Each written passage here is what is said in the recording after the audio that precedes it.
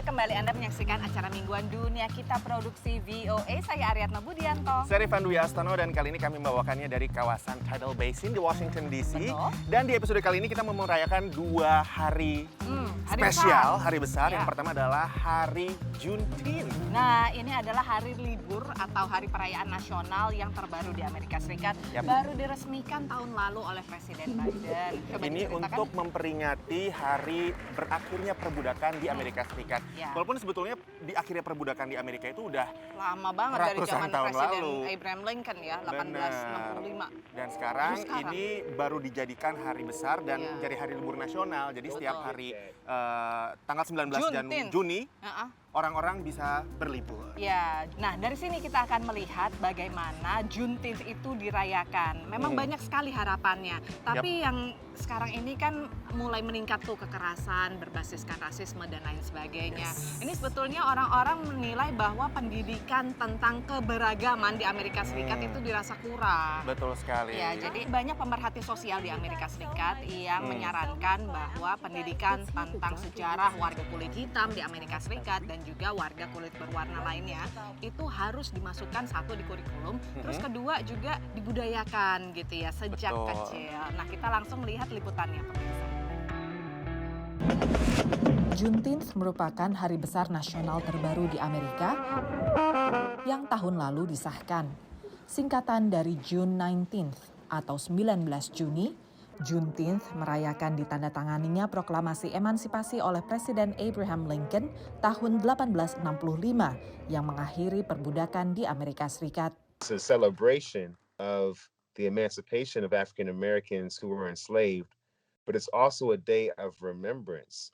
But I'm eager to see how it is recognized, how it is celebrated, how it is used as a tool of education for people, and how it can ultimately bring us more in line with what the hope of emancipation was, which is freedom for everybody. Namun nyatanya tidak semua orang di Amerika memahami pentingnya edukasi sejarah warga kulit hitam di negara ini. Di tengah mencuatnya insiden berdasar rasisme yang tidak jarang diwarnai kekerasan, pendidikan tentang sejarah warga keturunan Afrika dan kulit berwarna lainnya diharapkan bisa meningkatkan toleransi dan rasa saling menghargai di tengah perbedaan.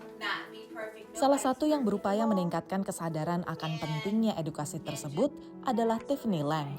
Melalui perusahaan Bevy and Dave yang didirikan 2015, Tiffany mengajar ke anak prasekolah dan siswa sekolah dasar. Bevy and Dave memusatkan pengajaran pada sosok Carter G. Woodson, penggagas Black History Month. He was born in 1875, and he actually passed away in 1950. But during his time, he completely devoted himself to studying Black history and making sure that the world would have this information. That's why he created Black History Week back in 1926, and then it expanded to Black History Month in 1976. It wasn't just about publishing and getting the books out there. He literally went straight to the teachers, and he would make books for them to use in the classroom to teach the children, and he would have questions at the end to make sure they understood the lesson. And he also created other things like the Negro History Bulletin that would go out once a month to teachers for people to have to learn more detail about what they didn't know. And so what I loved about him, he was not only brave and courageous, but he understood that it took just one person to make a difference. Church Terrell was an educator.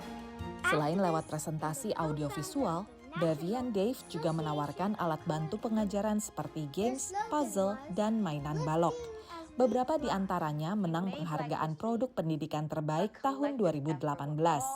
Tiffany berharap anak-anak terinspirasi untuk belajar lebih jauh tentang sejarah warga kulit hitam di Amerika di luar kurikulum yang mereka dapat di sekolah. Dari Woodbridge, Virginia, VOA. Not just one here or there, which is what was available. Ya, sekarang kita istirahat dulu pemirsa, tapi sehabis ini kita akan merayakan hari besar lainnya. Ini apa maksudnya ya? Joget, Jangan karena kita joget mau dulu. merayakan sesuatu dengan musik. Musik. Jangan kemana-mana, tetaplah di Dunia Kita.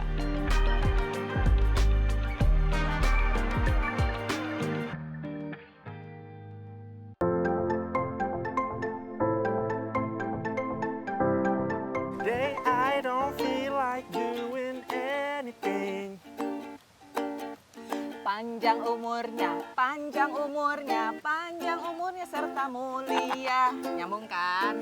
Nyambung. Asal beatnya sama, kita berada di FDR Memorial. Ini Yes. monumen untuk peringatan penghargaan terhadap sosok F.D. Roosevelt. Ini Betul. Presiden Amerika Serikat. Betul Ya. sekali. Tapi di kali ini, di episode kali ini kita juga mau memperingati yang lainnya, Nek, Iya. yaitu Hari Musik Sedunia. Betul. Makanya kita World main Music ukulele. Day. Nah, World Music Day kali ini temanya memang membawa musik ke jalanan. Wah. Ya, kita membawa cocok musik ya? ke jalanan.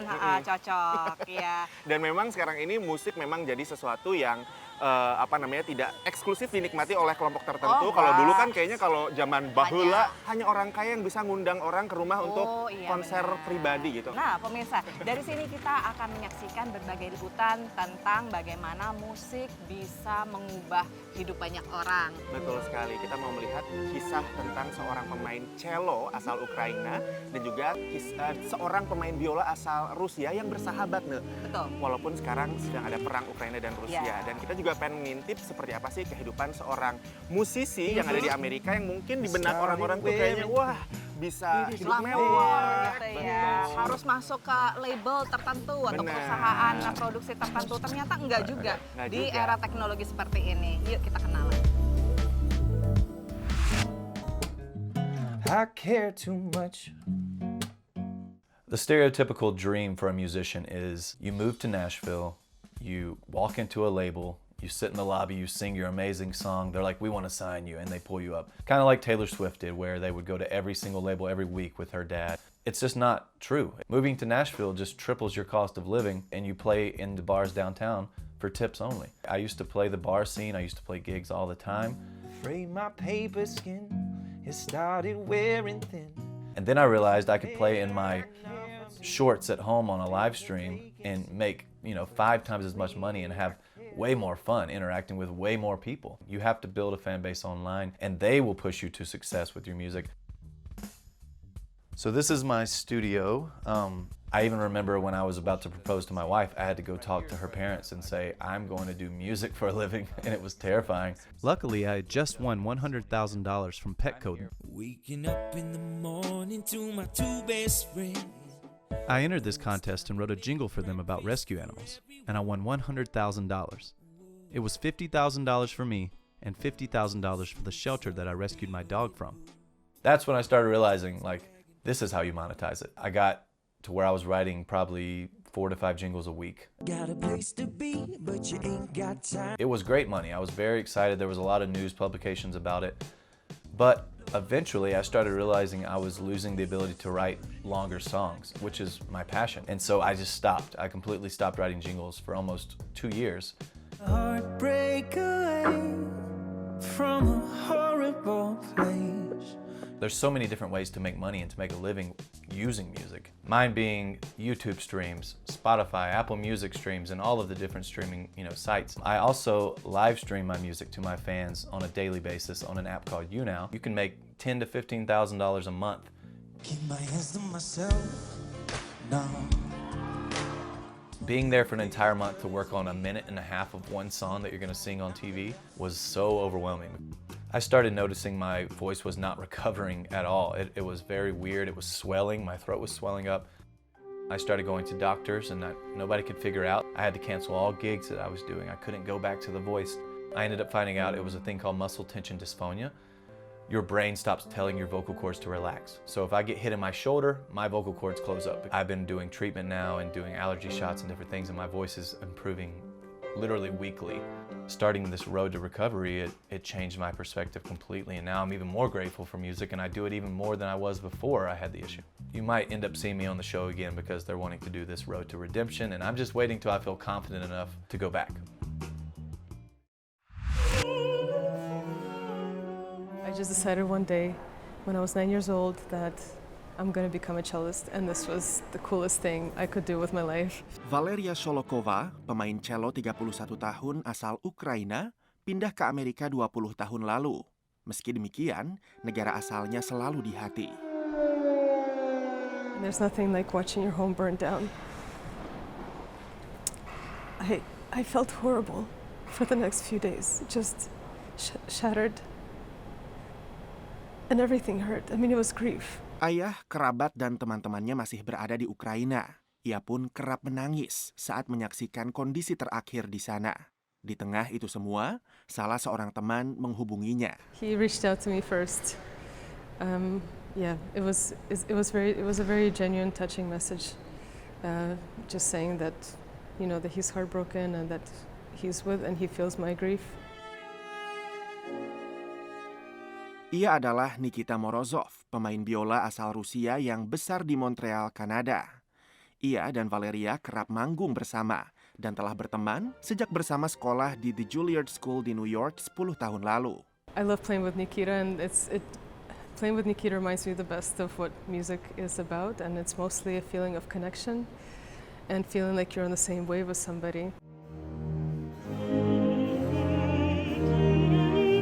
I think it's really important to use discernment and to find, what is the source of the problem, which is Putin. And it is not the Russians, because there are so many Russians who are against this war. Persahabatannya dengan Nikita membantu Valeria menghadapi cobaan ini. Asal-usul Nikita tidak penting. Well, I think it's humanity above all else. I mean, I've never seen Nikita as a Russian violinist, and I've never seen myself necessarily as a Ukrainian cellist, and I think it's mutual. Itu sebabnya Nikita merasa perlu mendampingi Valeria, sesuatu yang menurutnya harusnya dilakukan terhadap warga Ukraina di seluruh dunia. I think, when we go through something difficult and we're there for each other, bonds are made and connections are made, and definitely the friendship becomes stronger. Persahabatan yang melampaui perang antar negara. Dari Washington DC, VOA.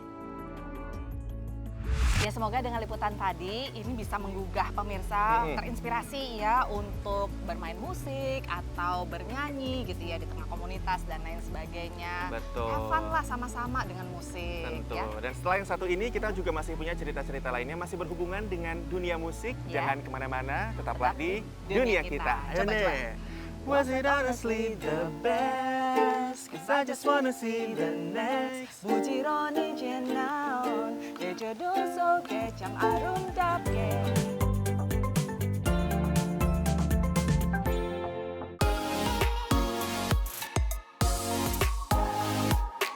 Pemirsa, masih dalam dunia kita dan kita masih merayakan Hari Musik Sedunia yang jatuh tanggal 21 Juni ya, World Music Day. Betul. Ya, dan kali ini kita pengen kenalan dengan sekelompok gamelan yang ada di kota San Francisco, namanya Sekar Jaya, yang belakangan ini belum lama ini menggelar semacam pagelaran, konser, dan berkolaborasi dengan musisi hip hop nih. Nah, menarik sekali. Kita juga akan mengajak Anda untuk berkenalan dengan orang Indonesia yang terlibat dalam pembuatan Original score ya dari sebuah video game.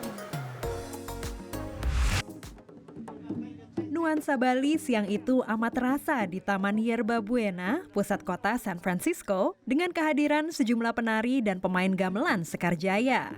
Kelompok gamelan paling terkenal di luar Bali yang telah berdiri lebih dari 4 dekade ini menampilkan Sudamala. Konsep yang mengikat komposisi tubuh dan tari ini dikembangkan Dewa Putu Barata, Direktur Musik Gamelan Sekar Jaya. Nah, sehingga saya mendapat konsep Sudamala, yaitu pengelukatan, penyucian, baik itu angosrira, diri kita sendiri maupun alam ini. Nah, itu sebagai konsepnya. Tradisi ritual musik bersama ini juga membawa pesan penyembuhan bagi berbagai masalah global seperti pandemi dan peperangan. Mari kita introspeksi lagi apa yang kurang balance dari kehidupan kita sebagai manusia. Menari bersama keluarga, teman, dan komunitas menjadi obat untuk pikiran, tubuh, dan raga.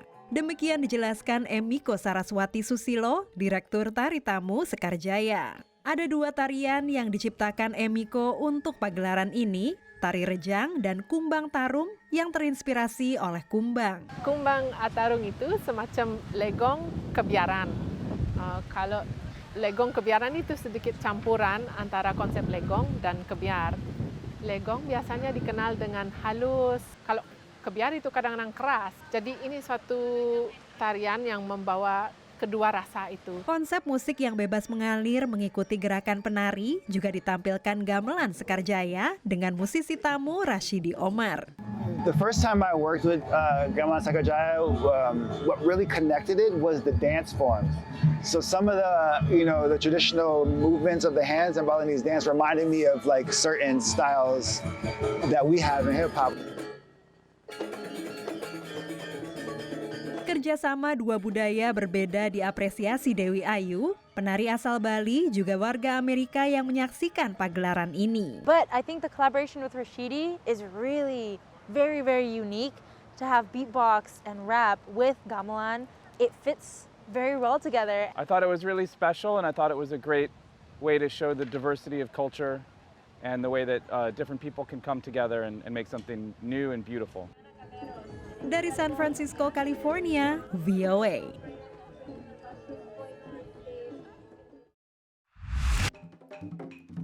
Ya, di mana-mana saya kira perkembangan gamelan Bali semakin diminati dan semakin mempunyai tempat yang bagus di Amerika. Inilah Dewa Putu Berata, seniman Bali terkenal di Amerika yang telah mengajar gamelan di negeri Paman Sam sejak 1995. Kiprahnya sebagai penggiat seni budaya Bali telah membawa nama Dewa Berata ke tingkat internasional. Bekerja sama dengan komposer Jason Kelari, Dewa Berata dan kelompok gamelan Cudamani membuat musik original Kena Bridge of Spirit, sebuah video game aksi petualangan untuk PlayStation. Ketertarikan saya pertama justru karena saya ingin gamelan itu digunakan dengan baik, dengan semestinya, tidak hanya asal copot. Nah, kedua, saya mau juga tertarik juga karena cerita yang dipakai itu seperti cerita Bali. Persis konsepnya seperti Bali ini, mengembalikan roh-roh itu ke asalnya gitu. Video game ini memperoleh 4 nominasi pada Design Innovative Communicate Entertain atau DICE Award di Las Vegas awal tahun ini,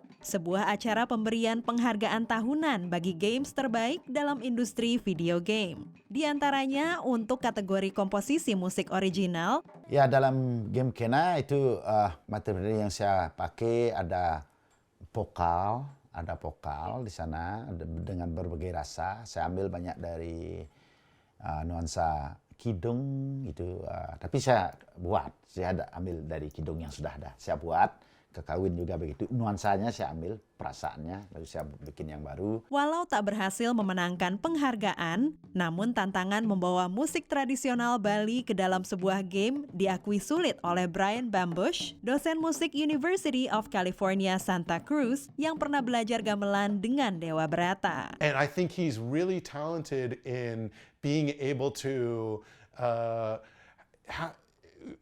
express his own compositional voice and create successful music for different skill levels, right? And that's something that is really difficult to do as a composer, and can be a very highly skilled, highly valued skill. Dari San Francisco, California, VOA.